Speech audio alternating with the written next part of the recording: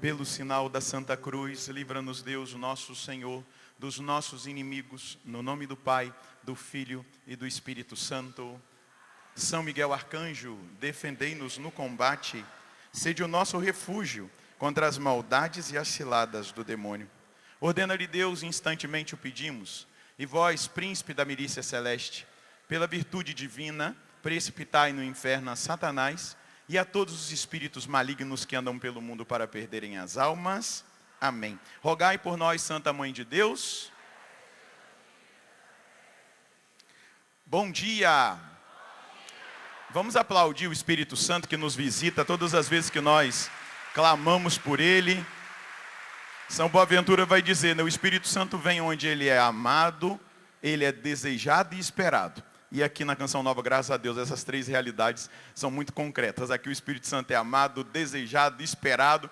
E nós não nos cansamos de suplicar essa presença. Eu gostaria que você pegasse a sua Bíblia e abrisse no livro do profeta Joel, na profecia, ou melhor, Oséias, livro do profeta Oséias. No capítulo 2, vai ser o único versículo que nós vamos ler desse texto de Oséias.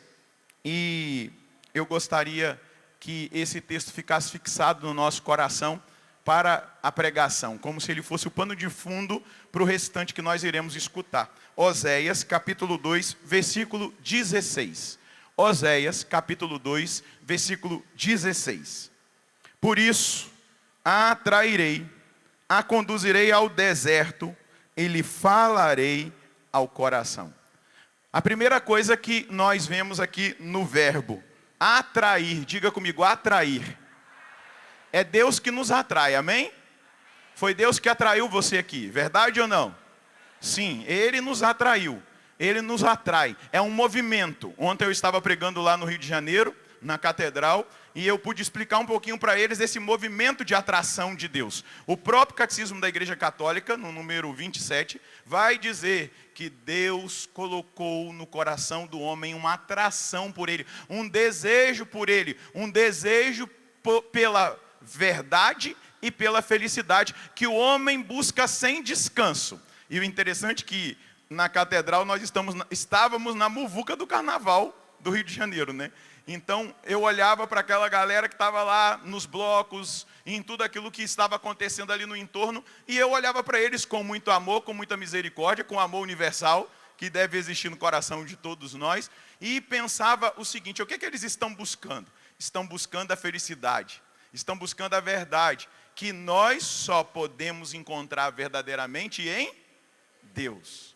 Só Ele pode preencher o desejo que Ele deixou no coração. E é por isso que Ele nos atrai. É por isso que Ele faz esse processo de nos atrair. Então, a palavra é, por isso atrairei. Então, a verdade da nossa fé e daquilo que nós experimentamos é essa. Deus nos atrai. Há um movimento do céu de atração. Cada um de nós, talvez, tenhamos feito a experiência com Jesus em tempos diferentes. Por exemplo, eu fiz há 31 anos atrás, eu tive meu encontro pessoal com Ele, eu estava buscando essa felicidade, eu estava buscando essa verdade fora dEle, mas eu tive esse encontro que Ele me atraiu, Ele tomou a iniciativa, Ele foi falar comigo, Ele moveu o meu coração, e é dessa maneira que o processo vai acontecendo. Então a primeira palavra é atrair.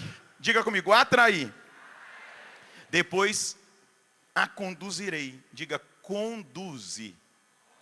Então Deus atrai e depois Ele conduz. Ele atrai, Ele faz a obra, Ele ilumina, Ele nos faz experimentar, saborear da presença dEle, Ele nos faz viver coisas extraordinárias como essas que nós estamos vivendo aqui nesse retiro. E em tantos momentos da nossa vida nós poderíamos testemunhar coisas extraordinárias, maravilhosas aconteceram na nossa vida, tudo obra dEle, Ele vai fazendo. E depois Ele nos conduz. Ele nos impulsiona a dar um salto maior. E essa pregação, ela tem esse objetivo. Nos levar a entender que Deus quer que nós tenhamos a coragem de dar um salto maior. Mas é Ele que está nos conduzindo. Há uma força que nos conduz. Então Ele vai dizer, eu a conduzirei ao deserto. E aí lhe falarei ao coração. Coloca a mão aí no seu peito e diga: Ele falará comigo no coração. Mas para onde que depois de atrair-nos, o Senhor nos conduz? A palavra do profeta está dizendo. Para onde? Para o deserto. Diga comigo, deserto. Ele me conduz para o deserto. O tema da minha pregação é esse: prepare-se para atravessar o deserto. Como é que é o seu nome? O meu é Padre Roger, prazer. Como que você se chama? Prepare-se para atravessar o deserto. Porque Ele nos atraiu, Ele nos conduz ao deserto para falar conosco. Esse movimento de Deus é importante para que nós entendamos o deserto. Amém? Então vamos lá. Vamos para aquilo que é o simbolismo do deserto na dimensão espiritual, na nossa caminhada de fé. Veja só, o simbolismo espiritual do deserto, ele representa, diga comigo, aridez, provação e crescimento. Crescimento, provação, aridez. Esse é o processo que Deus quer fazer conosco. Nos levar ao deserto para realizar em nós essa obra. O deserto pode vir por meio de uma aridez, amém? Quem aqui já viveu uma aridez, levanta a mão. Então você sabe o que o padre está falando, daqui a pouco eu vou explicar um pouquinho. Ele pode vir, esse deserto que Deus quer que nós tenhamos a coragem de atravessá-lo. Ele pode vir pela experiência da aridez, ele pode vir pela experiência de provações que acabam chegando até a nossa vida, e ele pode, com certeza, e se nós formos dóceis, nos prepararmos para atravessar o deserto, ele irá nos conduzir a um processo de crescimento espiritual. Diga comigo, crescimento espiritual, amadurecimento da fé, fortalecimento da esperança. Bata no peito e diga: é o que Deus quer para mim. Então vamos lá, o deserto é um lugar de provação, amém? Onde nós seremos provados. O deserto é um lugar de purificação. Quando Deus nos faz experimentar essa condução, eu te conduzirei ao deserto, a provação vai chegar, a purificação vai chegar, mas junto com a purificação, a aprovação, nós vamos entendendo que o deserto é um lugar de encontro com Deus. Diga: padre, o deserto é um lugar de encontro com Deus. Depois, nós vamos entender que o deserto é um lugar de batalha espiritual. Nós estamos em guerra. Nós estamos em guerra contra o diabo, contra o mundo e contra as paixões da nossa carne. Estes são os inimigos da nossa alma. Diga comigo: eu estou em guerra. Mas o deserto, quando nós o olhamos, vamos fazer um caminho, desde o Antigo Testamento, até chegar no Novo, quando nós vemos quem no deserto? Jesus. E Jesus, o Ironi vai falar sobre isso na parte da tarde, o Espírito que nos conduz ao deserto. E Jesus vai ao deserto e o que acontece? Ele derrota o diabo.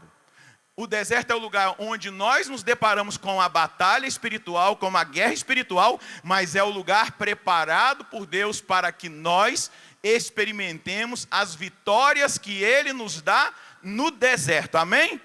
Pode aplaudir já a vitória que o Senhor tem para você. Vamos lá, mas dentro de toda essa perspectiva, o projeto que Deus tem para nós, nos chamando a preparar para o deserto, é um projeto de crescimento espiritual.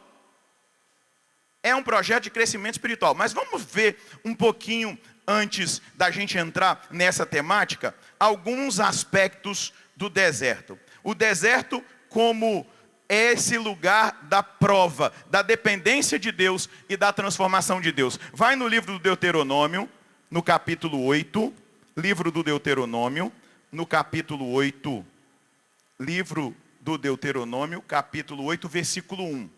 Deuteronômio, no Antigo Testamento, capítulo 8, versículo 1 e 2. Olha o que está revelado nesse versículo. Tereis muito cuidado em praticar tudo o que hoje vos prescrevo. Deus está falando com o seu povo. Para que possais viver e multiplicar-vos e entrar na possessão da terra que o Senhor jurou dar aos vossos pais. Então aqui ele está dizendo, para entrar na terra prometida, quando nós somos peregrinos da esperança nesse ano jubilar, nós estamos vivendo aquilo que a virtude da esperança nos chama a viver. Criar uma expectativa no nosso coração, um desejo no nosso coração, uma saudade no nosso coração, da felicidade eterna, de onde nós seremos eternamente felizes, na contemplação beatífica, aquilo que a gente chama na teologia, onde nós contemplaremos Deus face a face, no céu. E aí, Deus está dizendo, olha, vocês precisam ter cuidado para que tudo que eu prescrevi, vocês devem viver e multiplicarem-se, e entrar na possessão da terra que o Senhor jurou dar aos vossos pais. Aí ele vai fazer uma memória, diga comigo, memória.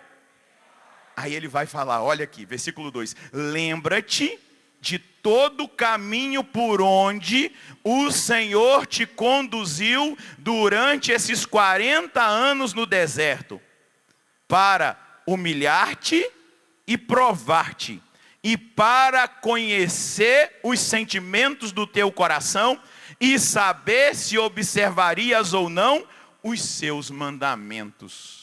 Veja, aqui já tem uma fundamentação importante para a experiência do deserto.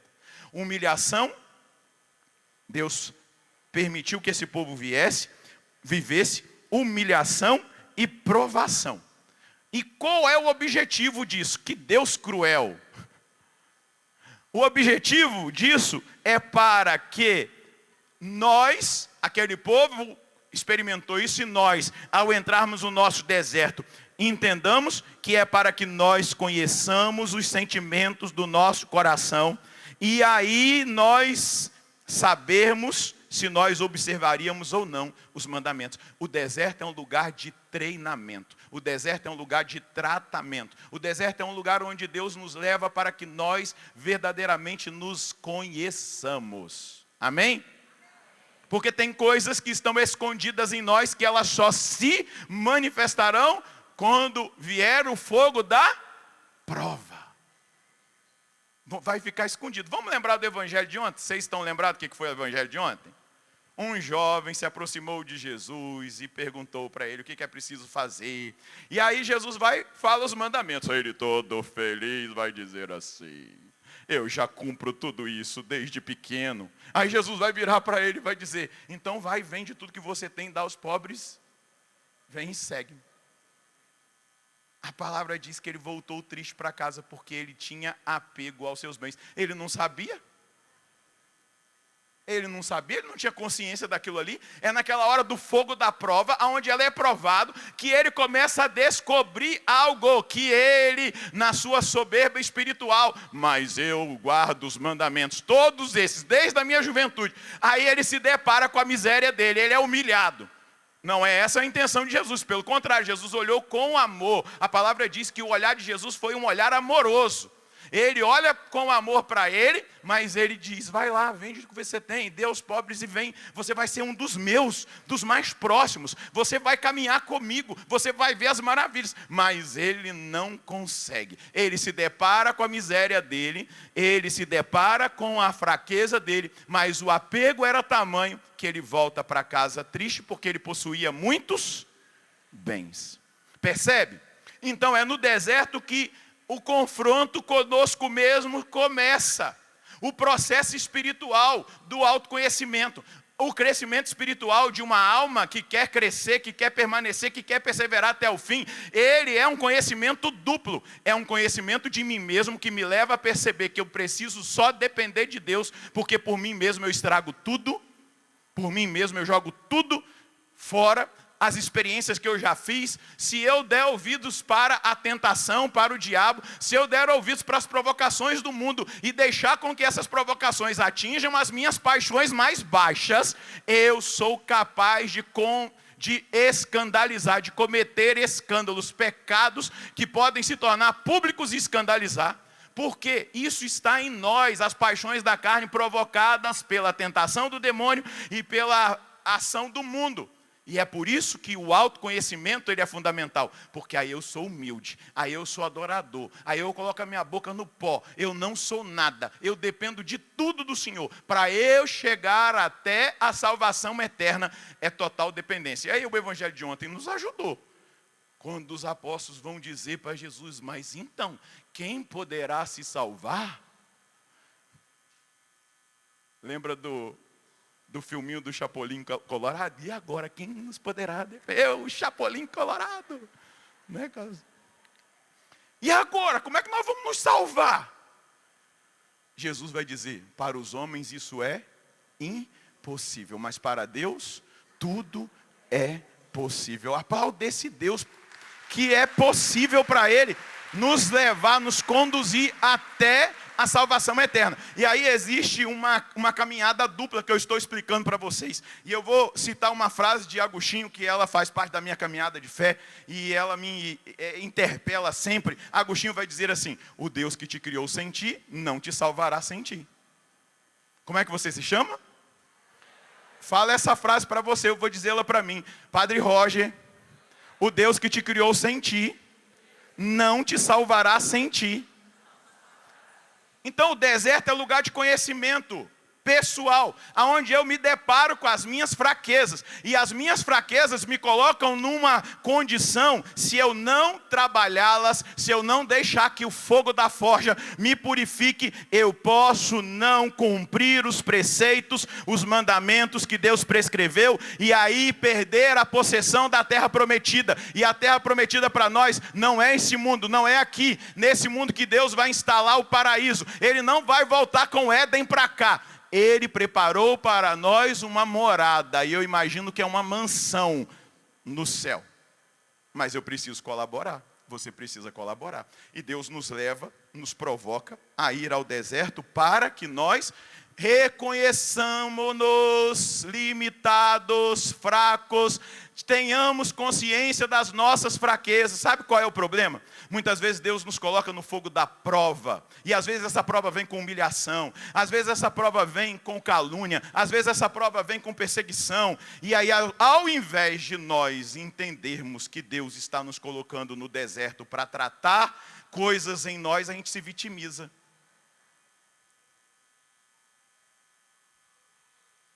Deus coloca a pessoa lá na forja e ela começa a se vitimizar ao invés de aproveitar o fogo da forja.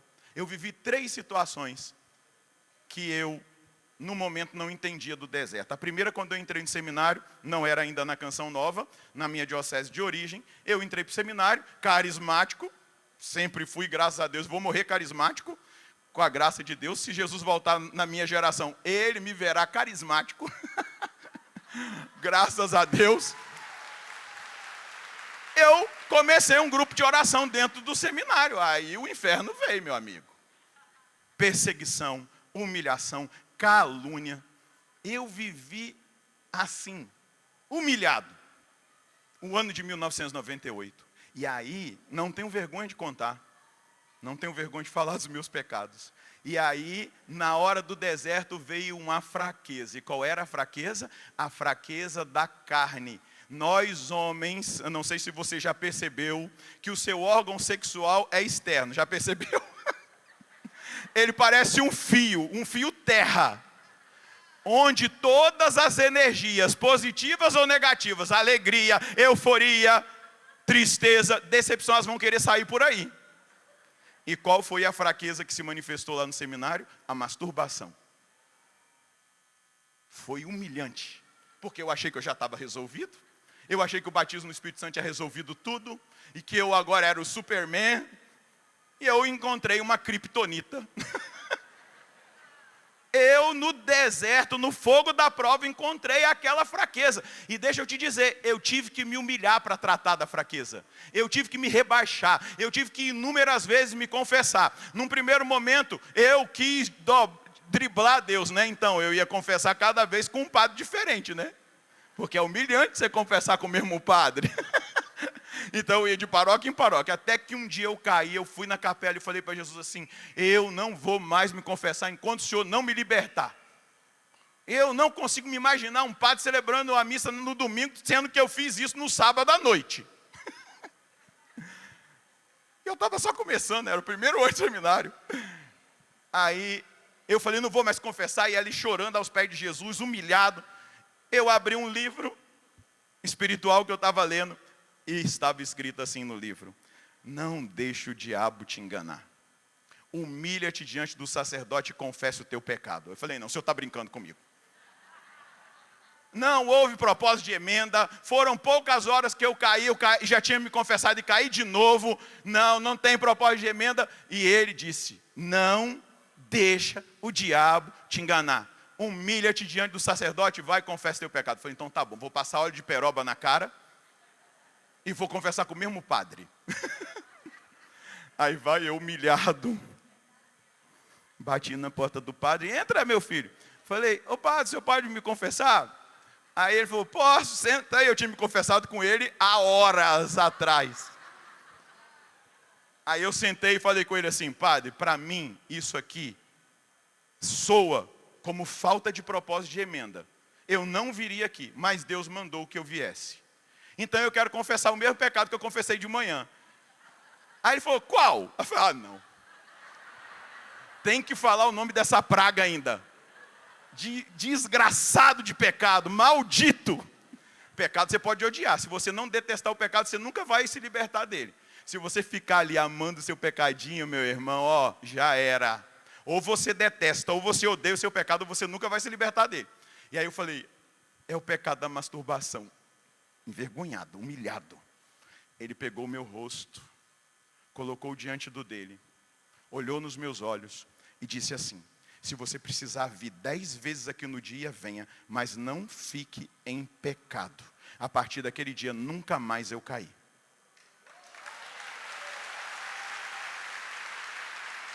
A gente é levado ao deserto para que coisas que estavam escondidas venham à tona para serem tratadas, porque senão nós não conseguiremos ser fiéis a Deus até o fim. A perseverança final, ela exige tratamento de coisas da nossa história, das nossas fragilidades humanas, que vão exigir de nós um posicionamento de maturidade espiritual. Eu preciso tratar esse defeito, eu preciso tratar esse pecado, eu preciso tratar esse vício, senão eu não vou perseverar até o fim, porque o Deus que me criou sem mim, não me salvará sem a minha decisão, sem o meu posicionamento, sem a minha radicalidade. Eu não aceito isso aqui, eu vou tratar isso aqui, até que a libertação chegue, amém? Às vezes a pessoa é meio malévola, tem um comportamento terrível. Sabe, aquelas pessoas que têm uma natureza já de maldade, que sempre ela está ali provocando situações, parece que a pessoa não muda. Deus dá a oportunidade da pessoa se enxergar em momentos de deserto, em momentos de humilhação, em momentos de prova, em momentos de perseguição, em momentos de dores. E aí, se a pessoa se vitimiza, ela nunca vai tratar aquilo que virá à tona nessa hora da prova. Pergunta para quem está do seu lado, você está entendendo?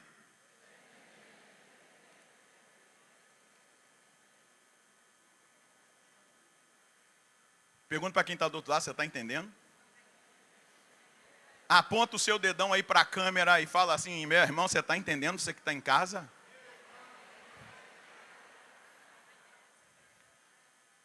O que eu estou trazendo para vocês hoje é uma revelação profunda para o nosso crescimento e a nossa perseverança final. Porque não está nada garantido hoje. Eu tenho que perseverar amanhã, eu tenho que perseverar daqui a 10 anos, eu tenho que perseverar daqui a 50 anos, se Deus me der vida até lá. A perseverança de hoje é uma graça, mas ela ainda não define. na teologia diz de já e ainda não. Eu já fui salvo, mas ainda não, porque depende dessa linha de construção até chegar lá, no dia em que eu vou prestar contas para Ele. Então, Ele nos levou ao deserto. Olha a palavra do profeta Oséias. Por isso eu te atrairei. Eu te atraí. Eu te conduzirei ao deserto. E aí lhe falarei ao coração. E aqui eu trouxe uma outra linha onde Deus está dizendo: olha, eu coloquei vocês no caminho por onde eu vos conduzi por 40 anos no deserto, para humilhar-te e provar-te, para que você conheça os sentimentos do seu coração e saiba se vai observar ou não os meus mandamentos. O saber se vai é se colocar em posicionamento. Eu não aceito essa minha fraqueza. Ela existe, eu vou tratar, eu vou buscar a virtude, eu vou buscar a direção espiritual, a confissão, eu vou orar mais, eu vou vigiar mais nessa área, eu não vou dar bobeira, eu não vou me expor. E a partir daí, quando Deus vê uma alma sincera, Ele a trata. É interessante, nas Confissões de Santo Agostinho, no livro 8, ele vai dizer assim, porque Agostinho era um cara que tinha problema na sexualidade assim, danado. Não pegava a mulherada aos baldes. E aí Agostinho ficava brincando com Deus. Ah, Deus, me dê a graça da castidade, mas deixa eu aproveitar um pouquinho mais. Direto. E aí o que ele percebia? Que quando ele pedia para Deus a castidade, não era sincero, porque ele queria aproveitar um pouquinho mais. Eu não sei se tem alguém aqui assim. Fala, Deus. E aí ele até se confessava, voltava, mas não existia uma determinada determinação. Na verdade, existia algo escondidinho lá no coração dele. Eu quero aproveitar um pouquinho mais. Aí ele conta nesse livro 8 que num dia o Espírito Santo iluminou a consciência dele pela palavra, e ele foi e disse sinceramente para Deus: Deus, eu quero o dom da castidade. E Agostinho testemunha que a partir daquele dia Deus deu para ele a virtude da castidade. Sabe por que eu estou te dizendo isso? Porque você pode não ganhar na Mega Sena. Você vai fazer até novena de São José para ganhar. Estou zoando, tá? Só brincadeira, só para iluminar. Talvez você não receba uma cura física. Amém? Talvez algo que você peça para Deus, que é material, Ele não vai realizar. Mas Deus não pode negar aquilo que é para a nossa salvação. Se eu peço algo que é para a minha salvação, como Agostinho pediu, me dê o dom da castidade, Deus deu para ele o dom da castidade, porque o pecado que estava levando Agostinho para o inferno era o pecado da carne. E ele foi sincero: Deus, eu não dou conta, eu não consigo, em mim isso é muito ardente, isso é muito intenso. E Deus deu. Porque se tem algo que Deus não pode negar, são as graças para a nossa salvação. Dá uma cutucadinha em quem está do seu lado, diga,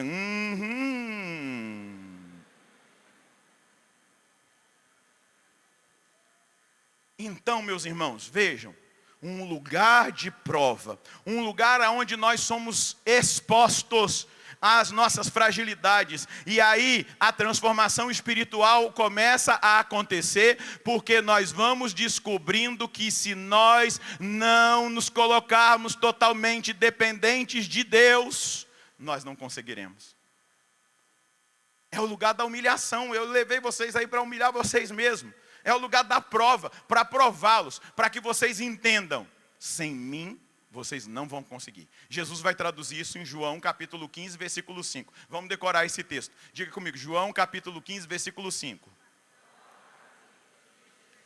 Não ouvi. João capítulo 15, versículo 5. Mais uma vez.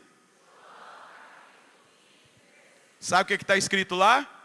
Sem mim nada podeis fazer. Padre Jonas dizia: nada é nada. A gente só vai conseguir avançar se nós fizermos com Deus, se nós entendemos que nós somos dependentes de Deus. Se nós não entendermos isso, nós vamos passar pela prova, pelo deserto, mas nós não vamos saborear da transformação espiritual que o deserto vai trazer para nós. É uma experiência de total dependência de Deus. Vamos lembrar que lá no deserto o povo estava sem alimento, e aí eles dependeram de Deus, até murmuraram, sentiram saudade das cebolas do Egito, do pepino que tinha no Egito, dos legumes que tinham no Egito, de não sei o que tinha no Egito, mas num determinado momento Deus vai lá e dá uma castigada neles, aí eles se arrependem e falam: Deus, tem misericórdia de nós. E aí Moisés intercede, o que Deus faz? Cair pão do céu, maná. Teve um dia que eles estavam lá, mas esse alimento é muito nojento, não sei o que lá. Deus dá uma castigada, dá uma apertada, e aí Moisés vai lá e intercede. Eles queriam comer churrasquinho na laje. Deus manda Moisés até fala assim: nossa, nós vamos ter que matar todo o nosso rebanho para alimentar, dar carne para esse pessoal. O rebanho do faraó vai ter que ser morto inteirinho, nós não vamos conseguir dar carne. Deus manda as codornizes, as codornas, e eles comem carne até enjoar. Dependência de Deus. Tem uma hora que a água é amarga, aí eles começam a reclamar. Começa a vir, olha a miséria desse povo. Um Deus que tirou eles a poder de grandes sinais do Egito. Deus que venceu o faraó diante de um mar que se abriu para eles passarem a pé enxuto. E eles vão murmurando, porque no deserto vem à tona as nossas piores coisas, as nossas piores misérias. E aí eles começam a murmurar: mas Deus tirou a gente lá do Egito para a gente morrer de sede. Essa água é amarga, ninguém consegue pegar. Aí Deus fala: pega lá, Moisés, deixa eu dar uma chicotada nesse povo. Aí Deus dá uma chicotada, paf. Porque Deus nunca faz nada sem corrigir. Corrige. E aí fala: tem uma madeira ali, você pode pegar essa madeira e jogar na água que ela vai ficar doce. Jogou a madeira na água, a água ficou doce. Aí o povo bebeu. Dependência. Porque se não fosse Deus, eles morreriam de sede. Se não fosse Deus, eles morreriam de fome. Se não for, depois, de novo a água. Aí Deus fala: Moisés, pega aí a vara, né, o cajado, e bata na pedra. Essa pedra vai sair água. Aquela pedra, aquela rocha é Cristo, de onde brota a água viva. De onde brota uma água viva.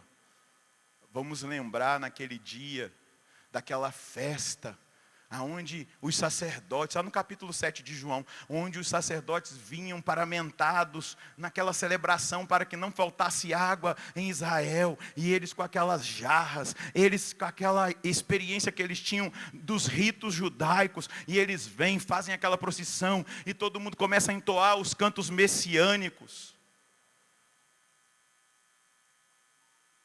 E eles vão, ó, deixa eu ir lá para você ver, olha aqui, que interessante. O que acontece, João capítulo 7, só para você ver, na festa dos tabernáculos, né? Quando eles estão ali, diante desse rito, era um rito extraordinário, era o último dia da festa, e aí os sacerdotes vinham, não é, com aquela procissão, e todo mundo entoando os cânticos vinculados ao Messias. No último dia, versículo 37 do capítulo 7, no último dia, que é o principal da festa, estava Jesus de pé e clamava: se alguém tiver sede, venha a mim e beba.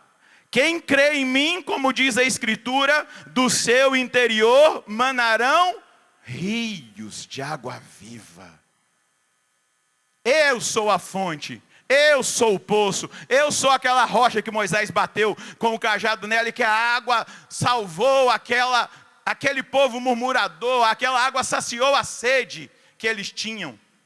Então, meus irmãos, o deserto é o lugar onde nós nos reconhecemos, onde nós nos descobrimos. E deixa eu dizer para você, você não está pronto. Eu tenho 31 anos de caminhada, eu não estou pronto. Todos nós precisamos melhorar. O dia que você achar que você está pronto, você vai regredir. Porque na vida espiritual não existe a possibilidade: eu estou estacionado. Não existe. Ou você continua subindo a montanha, ou você vai ser puxado pela lei da gravidade espiritual para trás. O diabo vai te puxar para trás e você vai ficar pior do que era antes. Só que tem muita gente que já tem uma certa caminhada, meu Deus, já tenho não sei quantos anos, e a gente louva. Eu lá no Rio encontrei um senhor lá, um querido, ontem, e aí ele me recebeu e tal, aí depois eles vieram, eu posso tirar uma foto com o senhor, dois senhorzinhos bem já idosos, com a cabeça branca. Eu falei, como não vou tirar uma foto com aqueles que estão sendo para mim a revelação do Eclesiástico 2? Honre os cabelos brancos daqueles que perseveraram. Perseveraram, mas ainda não estão prontos.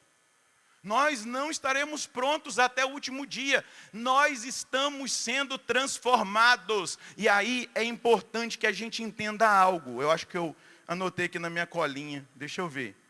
Sabe por que Deus nos prova? Sabe por que Deus nos coloca no deserto?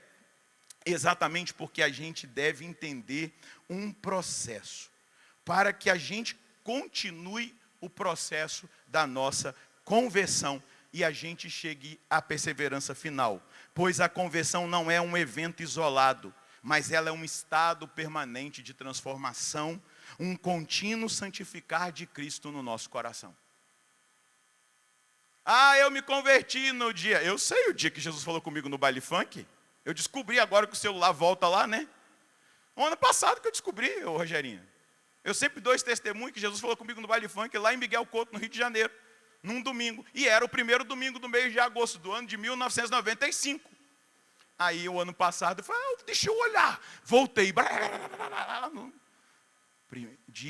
Primeiro domingo de agosto de 1995. Eu tomei um susto. Sabe qual era o dia? 6 de agosto. Festa da transfiguração do Senhor.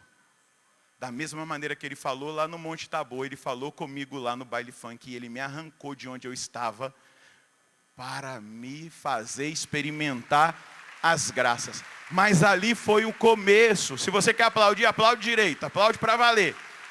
Ali foi só o começo, porque a conversão não é um evento isolado, mas é um estado permanente de transformação. É um contínuo santificar de Cristo no nosso coração. Esse é o processo de conversão. Agora, se eu já me converti, eu não preciso de mais nada, se eu já estou pronto, acabou. Deus não pode fazer mais nada por mim, porque eu já me acho Deus. Então vamos lá, todo mundo se prostre diante de mim, porque eu já cheguei no nível da deificação, eu já sou semelhante a Deus. Que nada, ser cheio de defeitos, cheio de miséria, cheio de pecado, vive caindo. Mas se você não levar a sério o processo do deserto, você não vai conseguir progredir. Mas se você deixar Deus te conduzir ao deserto para que Ele fale contigo, você vai ser humilhado, vai ser provado, mas você vai conhecer o Deus que transforma. E deixa eu dizer uma coisinha para você. Qual foi a profissão que Jesus recebeu como homem? Você já viu que o carpinteiro pega um pau torto e deixa ele numa obra de arte linda? Por isso que Jesus foi carpinteiro como homem. Porque ele pode pegar pau torto igual a gente e fazer uma obra de arte linda, um móvel perfeito. Ninguém sabia que aquilo era torto, mas ele endireitou. Acho que o Cosme já cantou, né? Aquilo que era torto, Jesus endireitou. Dá uma olhadinha para quem está do seu lado, dê um sorriso para esse irmão e diga, é nóis, meu irmão. Não vou me deter no segundo ponto, porque o Ironi vai falar sobre essa realidade. Mas nós somos conduzidos ao deserto para o confronto espiritual com o diabo. Nós somos conduzidos ao deserto para o confronto espiritual direto com o diabo. Jesus foi conduzido ao deserto para confrontar o diabo. E como que Jesus venceu o diabo? Com a palavra. Está escrito. Está escrito. Inclusive o diabo usa a palavra para enganar. Usa o Salmo 91. Então, está lá escrito, como o Senhor está dizendo, que Ele enviará os seus anjos para te proteger e te defender. Mas também está escrito, não tentarás o Senhor teu Deus. Então no deserto nós vamos perceber que nós precisamos alimentar-nos da palavra. A palavra vai nos dar a vitória contra Satanás. Na carta aos Efésios, na armadura do cristão, Paulo vai dizer que a palavra é a espada do Espírito. O que é a palavra? A espada do Espírito. Se eu estou com a espada do Espírito, o diabo não tem possibilidade de me enganar. Porque a espada serve para eu proteger de um ataque, mas para eu atacar. Amém? Então, no deserto é o lugar também de ouvir a voz de Deus, de ser treinado, de ser tirado do barulho, do meio da muvuca, para lá no lugar do silêncio, do deserto, eu ouvir o Deus que me fala. O deserto é o lugar de retomada espiritual. Pega aí, eu tenho que avançar, senão... 1 Reis, vai no livro do primeiro livro dos Reis, no capítulo 19.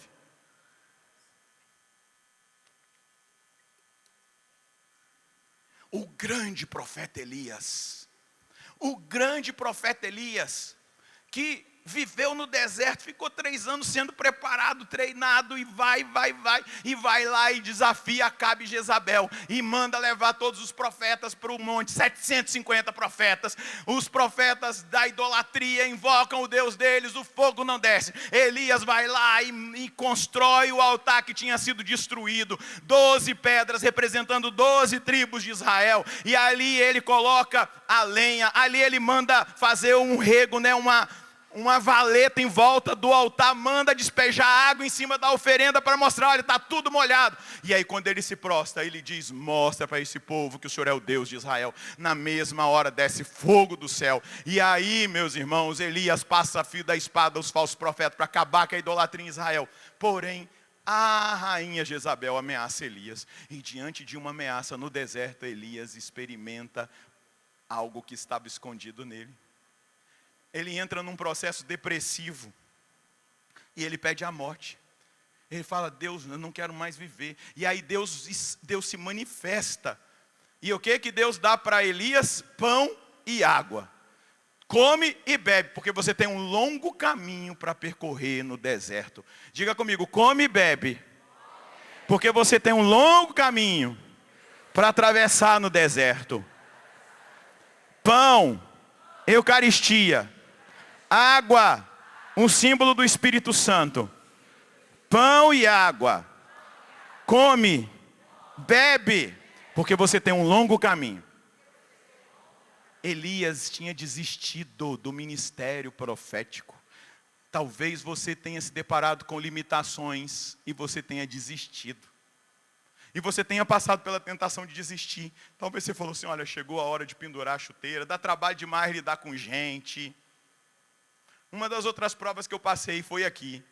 Eu era, no início, não tinha ainda o santuário, eu era o reitor do centro de espiritualidade da Canção Nova. Mas além disso, eu tinha uma agenda louca de missão. Que eu tinha que toda hora estar nessa Dutra, indo e voltando, pegando voo.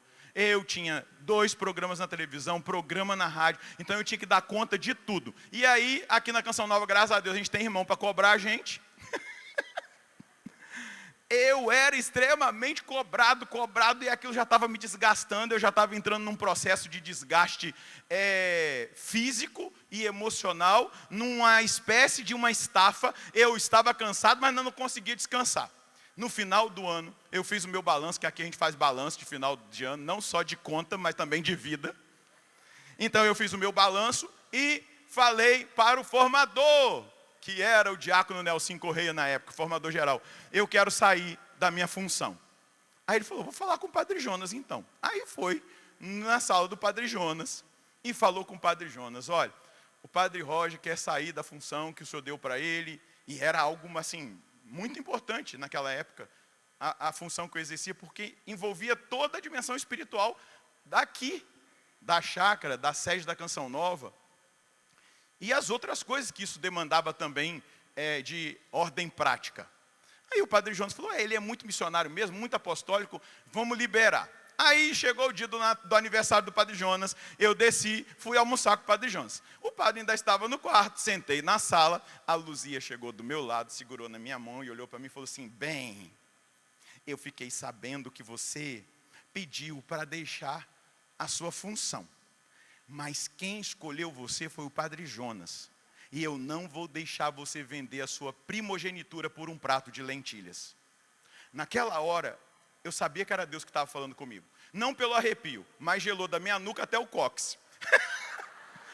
E eu vi Deus falando para mim, eu estou falando ao seu coração nesse deserto, porque senão, diante de todos os desafios que virão daqui para frente, você vai sempre dar um jeitinho para deixar. Você vai sempre dar um jeitinho para deixar. Você vai sempre dar uma desculpa. Eu não dou conta. Então eu estou falando ao seu coração no deserto. Não vai, porque você vai viver uma vida de molenga. Seja firme. Estovi. Seja homem, viril. E aí eu falei, Padre João chegou e falei, Padre, não precisa me tirar não, tá bom? Eu vou ficar. Ai, que bom, meu filho. Ele me levou ao deserto da humilhação, de deparar com a minha fragilidade. Eu assumi aquilo que eu tinha que fazer, porque era aquilo que eu tinha que fazer naquele momento. Foi embora a estafa, foi embora tudo. Eu fui até o último dia que eu tinha que exercer essa função. Saí para cuidar do meu pai que estava com câncer. Mas até o último dia eu fiquei. Coloca a mão no seu coração e diga, eu preciso assumir que o deserto é o lugar do tratamento de Deus. E Ele trata o meu coração. E Ele faz na minha vida aquilo que Ele mais deseja nos momentos de maiores provas. Versículo 12 de 1 Reis 19. Passado o tremor de terra, o vendaval, tudo aquilo que veio, acendeu-se um fogo, mas o Senhor não estava no fogo. Depois do fogo, ouviu-se um murmúrio de uma brisa ligeira. Tendo Elias ouvido isso, cobriu o rosto com o manto, saiu e pôs-se à entrada da caverna. Uma voz disse-lhe, Elias, que fazes aqui? Ele respondeu, voltou o zelo, voltou a disposição do serviço, voltou o profetismo. Consumo-me de zelo pelo Senhor Deus dos exércitos, porque os israelitas abandonaram a vossa aliança, derrubaram os vossos altares e passaram os vossos profetas a fio da espada. Só eu fiquei, agora querem tirar minha vida. O Senhor disse-lhe, retoma o caminho do deserto, na direção de Damasco, ali, e aí vai dando a direção. Você vai ungir um rei, você vai ungir um profeta que vai te substituir, e Deus vai dizer para ele, não, chegou a hora, na verdade eu estou tratando você para que você persevere até o fim. Essa tristezinha, esse abatimento que veio, essa realidade que abateu-se sobre o seu coração, que tirou as suas forças, que te humilhou, isso é o meu tratamento de deserto. Eu estou te colocando na posição aonde eu escolhi que você estivesse. Então você que pensou em desistir do seu ministério, do seu chamado, da sua vocação, Deus te traz ao deserto para se revelar ao seu coração. Amém? Pergunta para quem está dizendo, você está entendendo? Às vezes a gente está numa situação de provação, de doença, de perda. Às vezes a gente está vivendo uma situação financeira difícil. Deus é o deserto, o Senhor me trouxe para cá. O que é que o Senhor quer tratar no meu coração? Ontem numa pregação que eu fiz, eu vi o testemunho de um irmão que veio depois de mim, veio até mim e falou assim, obrigado, porque hoje Deus falou comigo. E ele é um homem de igreja. Porque o meu negócio faliu e eu estou mantendo o negócio que está destruindo a minha vida financeira, pior ainda, porque eu estou apegado àquele negócio. Chegou a hora de eu entregar. Deus me trouxe para o deserto para que eu entenda o que eu tenho que fazer. Eu falei, glória a Deus, é isso que Deus falou com você mesmo, então faça, vai e faça. Como Deus disse. Segura na mão de quem está do seu lado. Balança a mão desse irmão e diga, Deus está te preparando para te levar ao deserto. E Ele falará ao teu coração. E qual vai ser a sua escolha? Ficar do mesmo jeito ou deixar Ele te transformar? Descobrir as suas misérias, escondê-las ou expô-las na luz da confissão, de uma direção espiritual, de uma oração de cura interior, ou você vai se posicionando, experimentar o que Deus quer fazer. Diga para esse irmão, Deus quer te transformar. Deus quer te melhorar. Deus quer te santificar. mas ele precisa da sua decisão. Deus nunca vai nos violentar na nossa liberdade. Se você quer ficar do mesmo jeito, o deserto vai ser cruel, mas você não vai aproveitar a crueldade para crescer e amadurecer.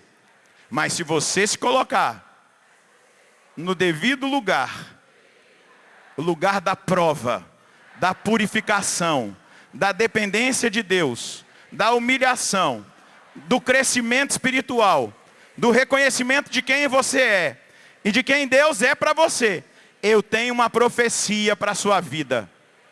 A primeira delas é que você vai ser totalmente transformado pelo fogo da prova. A segunda delas é que você vai amadurecer espiritualmente.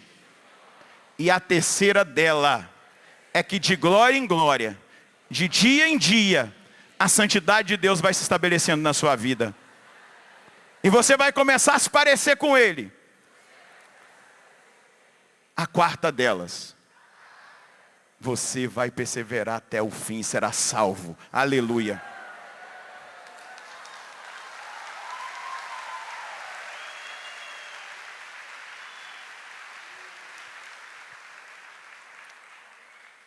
Ah, Deus.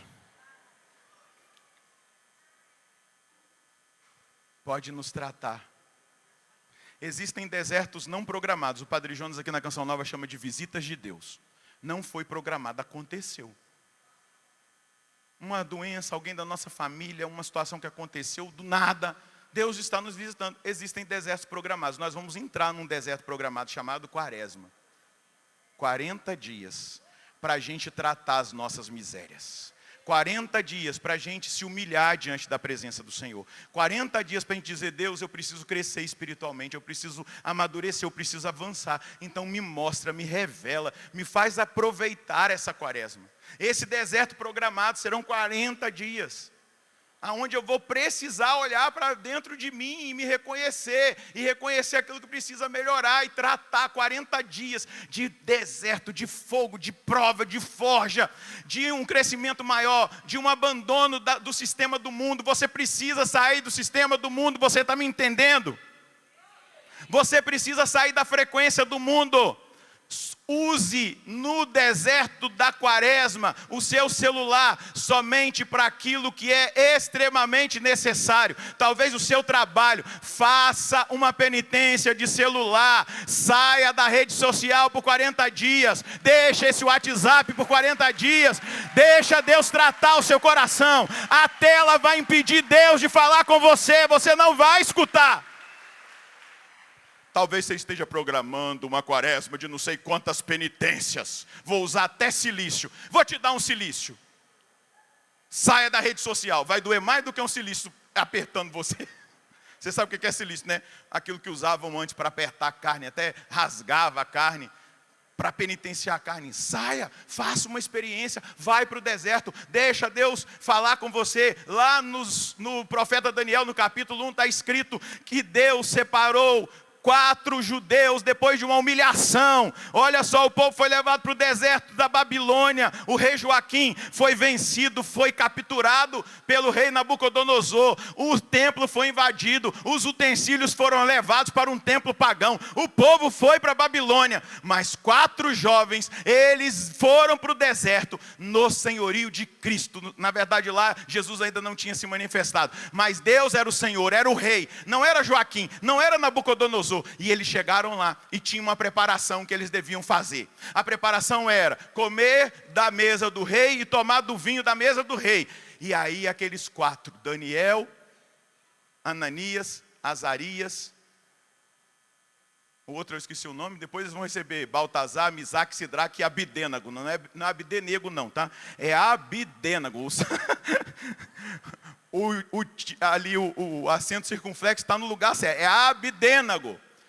Eles disseram, nós não vamos comer da mesa do rei, nós não vamos nos contaminar com a comida consagrada, nós não estamos nesse mundo, nós não queremos entrar nesse mundo, nós vamos ficar nesse deserto. E aí o rapaz que tinha recebido a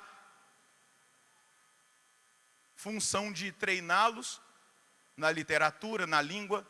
Ele falou, mas eu não posso fazer isso, se vocês definharem, o rei vai me punir. Ele, não, faz uma experiência de 10 dias, nós só vamos tomar água e comer legumes. No 10º dia, quando ele olhou para eles, diante de todos os que estavam sendo treinados, eles eram os mais fortes, eles eram os mais inteligentes, eles eram os mais iluminados, e depois Deus confirmou-os com dons extraordinários, porque eles não dispensaram o deserto da Babilônia, mas eles mantiveram Deus no coração deles.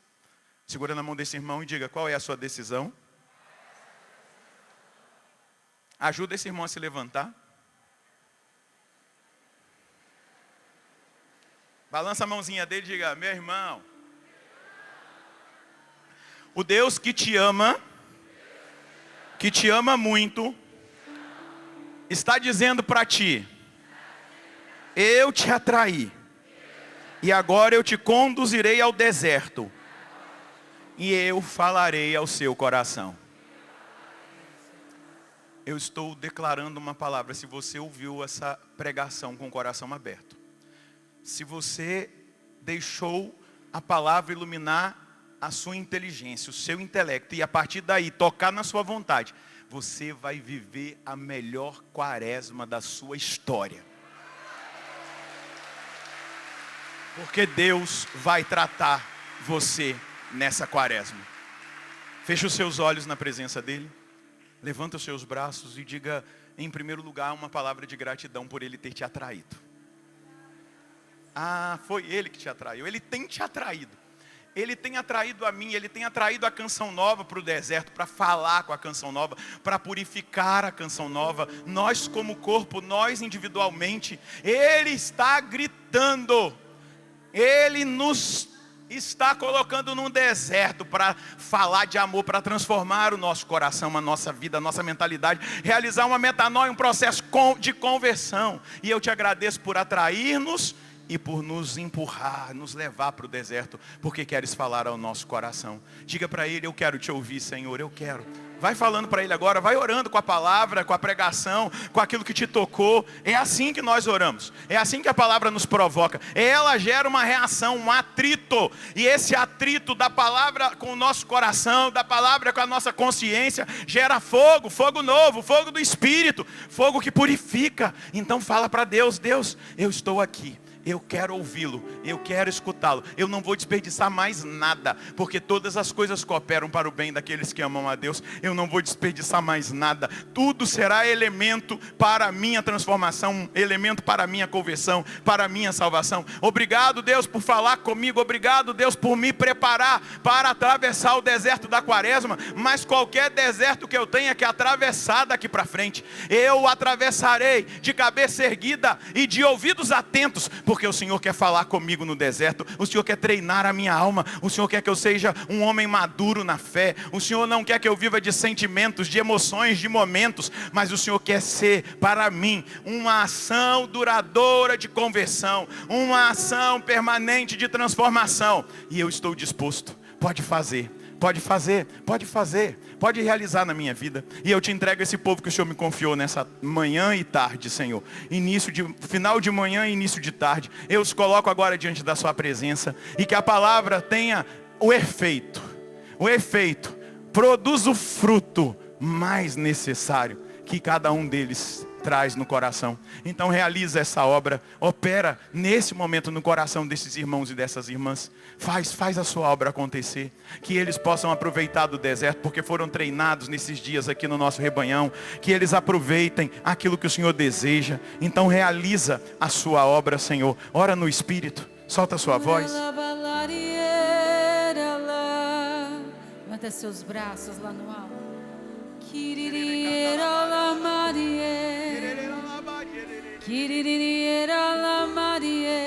Que o Senhor derrame sobre nós uma porção dobrada do seu Espírito, para que possamos suportar tudo aquilo que o deserto traz. Venha, ó Espírito Santo de Deus. Assim como o povo caminhava sobre a nuvem luminosa, Que caminhemos nesse deserto sobre a ação do Espírito Santo de Deus.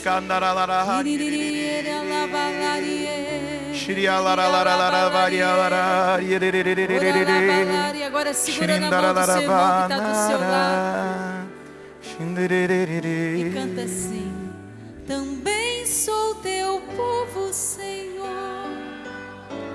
Estou nessa estrada, somente a tua graça, somente a tua graça. O quê? Me basta e mais nada.